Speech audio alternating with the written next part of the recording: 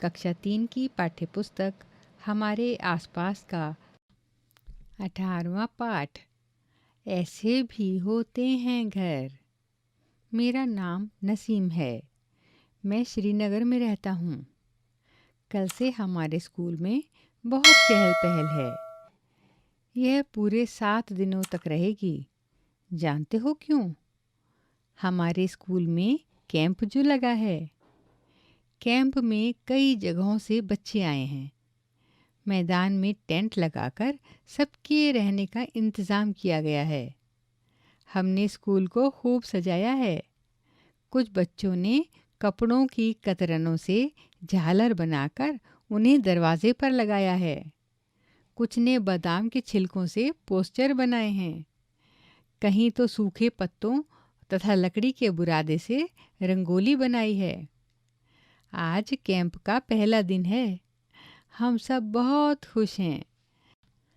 सुबह सब बच्चे इकट्ठे हुए। सब बच्चे ज़मीन पर एक गोला बनाकर बैठ गए।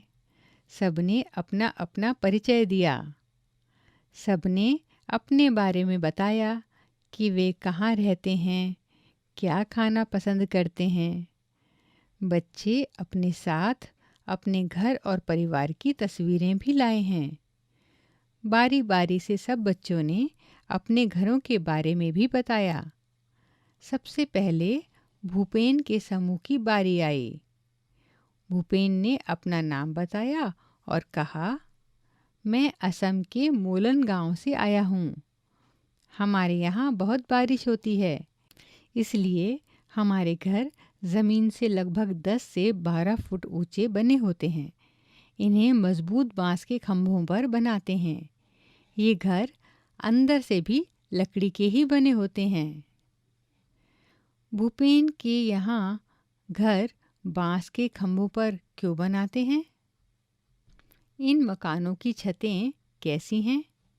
इन्हें ऐसा क्यों बनाया जाता है? इन मकानों में अंदर जाने का क्या तरीका है? रात के समय इन मकानों की सीढ़ी हटा देते हैं। बताओ क्यों? अब आई चमेली की बारी। उसने कहा, मैं मनाली से आई हूँ, जो एक पहाड़ी इलाका है। हमारे यहाँ भी बारिश बहुत होती है और बर्फ़ भी पड़ती है। जब ठंड ज़्यादा हो जाती है तब धूप में बैठना अच्छा लगता है। हमारे मकान पत्थर या लकड़ी से बनते हैं। चमेली का घर किस इलाके में है? चमेली और भूपेन के मकानों की छतों में क्या समानता है? ऐसी छतें इन इलाकों में कैसे मदद करती हैं? अब सुनो, मिताली और अनुज ने बताया। मिताली और अनुज दिल्ली से आए हैं। उन्होंने सबको दिल्ली की तस्वीरें दिखाईं। एक तस्वीर में ऊंची ऊंची इमारतें देखकर भूपेन बोला, अरे इतने ऊंचे मकान, इनमें ऊपर तक कैसे चढ़ते हो? इन मकानों को देखो और पता करो कि क्या तुम्हारे यहाँ भी ऐसे मकान हैं। बहुमंजिले मकानों में ऊपर कैसे चढ़ते होंगे? दिल्ली भारत की राजधानी है। दिल्ली और उसके जैसे बड़े शहरों में गांवों और कस्बों से लोगों को काम की तलाश में आना पड़ता है। ये लोग अक्सर शहर में ही बस जाते हैं। यहाँ रहने वाले लोग ज़्यादा हैं और जगह कम। बहुत लोगों के पास मकान होते ही नहीं। उन्हें झुग्गी झोपड़ियों में रहना पड़ता है और कई लोगों के पास वो भी नहीं। लोग जहाँ मिले वहीं सो जाते हैं, सड़क पर, फुटपाथ पर, स्टेशन पर। वाकई शहरों में घर की बहुत बड़ी समस्या है। काशीराम ने बताया, मैं राजस्थान के एक गांव से आया हूँ। हमारे यहाँ बारिश बहुत कम होती है और खूब गर्मी पड़ती है। हम लोग मिट्टी के घरों में रहते हैं। घरों की दीवारें बहुत मोटी होती हैं। इन दीवारों को मिट्टी से लीप पोत कर सुंदर बनाया जाता है। छतें कटीली झाड़ियों की बनी होती हैं। इसी तरह सभी टोलियों ने अपने अपने घरों के बारे में बताया। परिचय के बाद रंगारंग कार्यक्रम हुआ। बच्चों ने तरह तरह के नाच किए, अपनी अपनी भाषा में लोकगीत सुनाए। सबने इलायची और बादाम डला हुआ कहवा यानी चाय पिया। बहुत मज़ा आया। शाम को हम सब डल झील घूमने गए। वहाँ हमने एक हाउस बोट देखी। शिकारे में बैठे। कुछ बच्चों ने चप्पू भी चलाया। चारों तरफ नीले नीले पहाड़ और बीच में 4 चिनारे। हाउस बोट दूसरे घरों से अलग है। कैसे? क्या तुम ऐसे घर में रहना पसंद करोगे? क्यों? चित्र देखकर मिलान करो। यहाँ पर अलग अलग तरह के घरों के चित्र हैं, जैसे इग्लू, हाउस बोट, बहुमंजिला मकान, तंबू, झोपड़ी।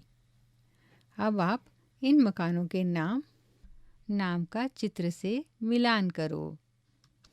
तुम्हारा घर किन किन चीज़ों से बना है, उस पर सही का निशान लगाओ। घास, मिट्टी, लकड़ी, सीमेंट, कैनवास, लोहा, प्लास्टिक, चूना, बांस, ईंटें, कांच, पत्थर। अपने घर के आसपास के मकानों को देखो, वे किन किन चीज़ों से बने हैं, उन चीज़ों की सूची बनाओ। मकान जिन चीज़ों से बनते हैं, उन चीज़ों के नमूनों को इकट्ठा करो। आओ ईंट बनाएं। चिकनी मिट्टी को गूंद लो, खाली माचिस में दबाकर भरो, सुखाकर निकालो। तुम्हारी छोटी सी ईंट तैयार हो गई। अपनी ईंटों पर तरह तरह के रंग करो, उस पर अपना नाम भी लिखो। इन सभी ईंटों को मिलाकर एक रंग बिरंगा घर बनाओ। घर की छत को भी सजाओ। कई तरह के घरों के चित्र इकट्ठे करो या उनके चित्र बनाओ। चित्रों से एक सुंदर चार्ट बनाओ। कक्षा में उसे सजाओ। ऐसे भी होते हैं घर। अभी आप सुन रहे थे कक्षा 3 की पाठ्य पुस्तक हमारे आसपास का ये पाठ।